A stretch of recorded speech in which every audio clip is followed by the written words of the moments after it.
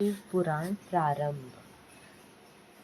पार्वती जी का पिता के घर में सत्कार, महादेव जी की नट लीला का चमत्कार, उनका मेना आदि से पार्वती को मांगना और माता पिता के इनकार करने पर अंतर्ध्यान हो जाना।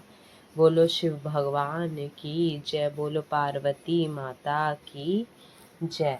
ब्रह्मा जी कहते हैं, नारद, भगवान शंकर के अपने स्थान को चले जाने पर सखियों सहित पार्वती भी अपने रूप को सफल करके महादेव जी का नाम लेती हुई पिताजी के घर चली गई। पार्वती का आगमन सुनकर मैना और हिमाचल दिव्य रथ पर आरूढ़ हो हर्ष से विहल होकर उनकी अगवानी के लिए चले। पुरोहित, पुरवासी, अनेकानेक सखियां तथा अन्य सब संबंधी भी आ पहुंचे। पार्वती के सारे भाई मेनाक आदि बड़े हर्ष के साथ जय जय जयकार करते हुए उन्हें घर ले आने के लिए गए। इसी बीच में पार्वती अपने नगर के निकट आ गई।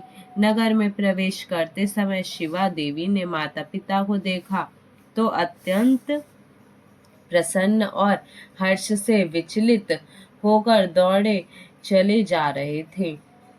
उन्हें देखकर हर्ष से भरी हुई काली ने सखियों सहित प्रणाम किया। माता पिता ने पूर्ण रूप से आशीर्वाद दे पुत्री को छाती से लगा लिया और ओ मेरी बच्ची ऐसा कहकर प्रेम से विहल हो रोने लगे।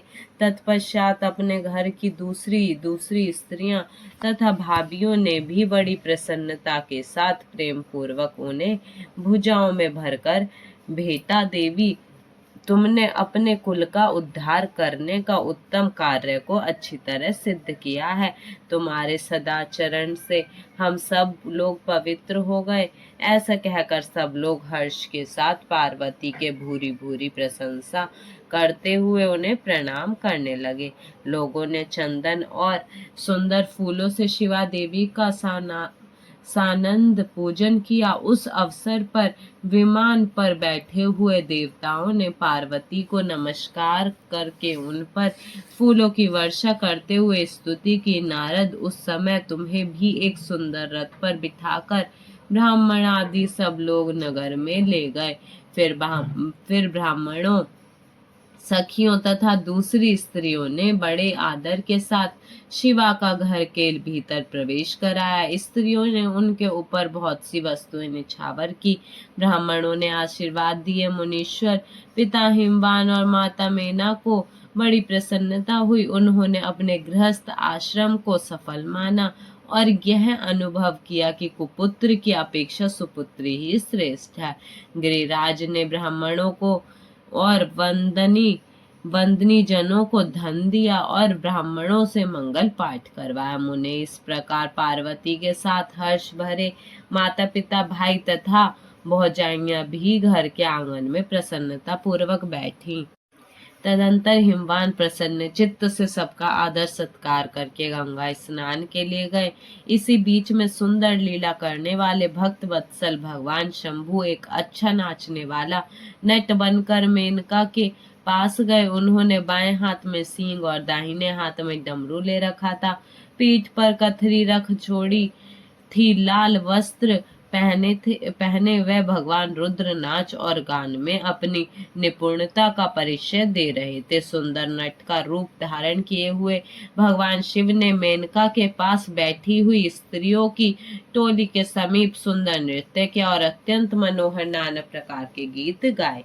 उन्होंने वहां सुंदर ध्वनि करने वाले शंख और डमरू को भी बजाया तथा नाना प्रकार की बड़ी मनोहारिणी लीला की।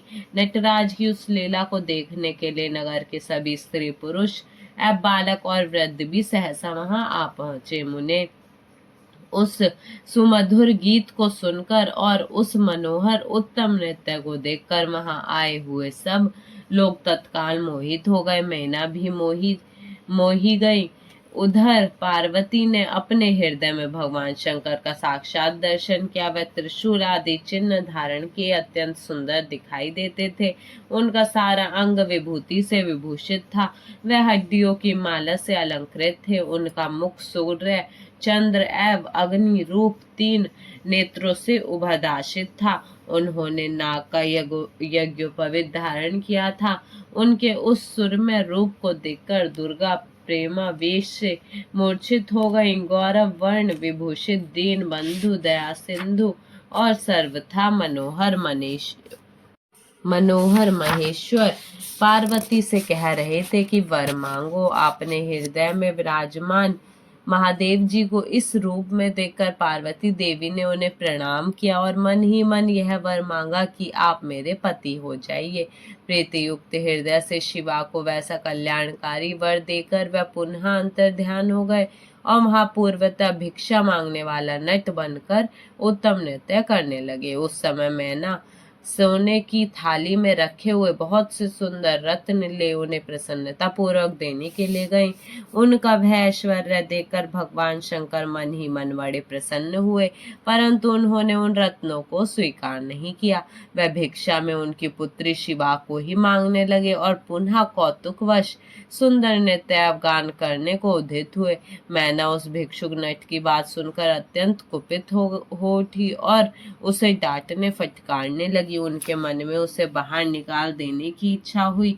इसी बीच में गिरिराज हिमवान गंगा जी से नहाकर लौट आए। उन्होंने अपने सामने उस नराकार भिक्षुक को आंगन में खड़ा देखा। मैना के मुख से सारी बात सुनकर उनको भी बड़ा क्रोध हुआ। उन्होंने अपने सेवकों को आज्ञा दी कि इस नट को बाहर निकाल दो। मुनि श्रेष्ठ व नटराज विशालकाय अग्नि की भांति अपने उत्तम तेज से प्रज्वलित हो रहे थे।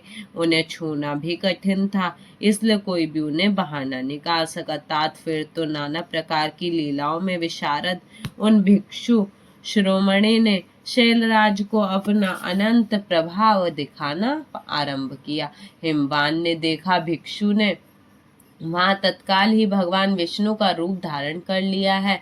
उनके मस्तक पर किरीट, कानों में कुंडल और शरीर पर पीत वस्त्र शोभा पाते हैं। उनके 4 भुजाएं हैं। हिमवान ने पूजा के समय गदाधारी श्री हरि को जो जो पुष्प आदि चढ़ाए थे वह सब उन्होंने भिक्षु के शरीर और मस्तक पर देखे। तत्पश्चात गिरिराज ने उन भिक्षुक शिरोमणि को जगत सृष्टता चतुर्मुख ब्रह्मा के रूप में देखा। उनके शरीर का वर्ण लाल था और वह वैदिक सूक्त का पाठ कर रहे थे। तदंतर शैलराज ने उन कौतुककारी नटराज को एक क्षण में जगत के नेत्र रूप सूर्य के आकार में देखा। तात इसके बाद वह महान अद्भुत रुद्र के रूप में दिखाई दिए। उनके साथ देवी पार्वती भी थी। वह उत्तम तेज से संपन्न रमणीय रुद्र धीरे धीरे हंस रहे थे। फिर वह केवल तेजोमय रूप में दृष्टिगोचर हुए।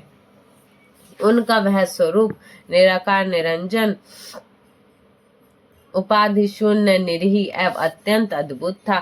इस प्रकार हिमवान ने उनके बहुत से रूप देखे। इससे उन्हें बड़ा विस्मय हुआ और वह तुरंत ही परमानंद में निमग्न हो गए। तदंतर सुंदर लीला करने वाले उन भिक्षु शिरोमणि ने हिमवान और मैना से दुर्गा को ही भिक्षा के रूप में मांगा। दूसरी कोई वस्तु ग्रहण नहीं की, परंतु शिव की माया से मोहित होने के कारण शैलराज ने उनकी उस प्रार्थना को स्वीकार नहीं किया। फिर भिक्षु ने कोई वस्तु नहीं ली और वह वहां से अंतर्ध्यान हो गए। तब मैना और शैलराज को उत्तम ज्ञान हुआ और वह सोचने लगे भगवान शिव हमें अपनी माया से छलकर अपने स्थान को चले गए। यह विचार कर उन दोनों की भगवान शिव में पराभक्ति हुई, जो महान मोक्ष की प्राप्ति कराने वाली, दिव्य तथा संपूर्ण आनंद प्रदान करने वाली है। अध्याय 30 संपूर्ण। बोलो शिव भगवान की जय, बोलो पार्वती मैया की जय। धन्यवाद।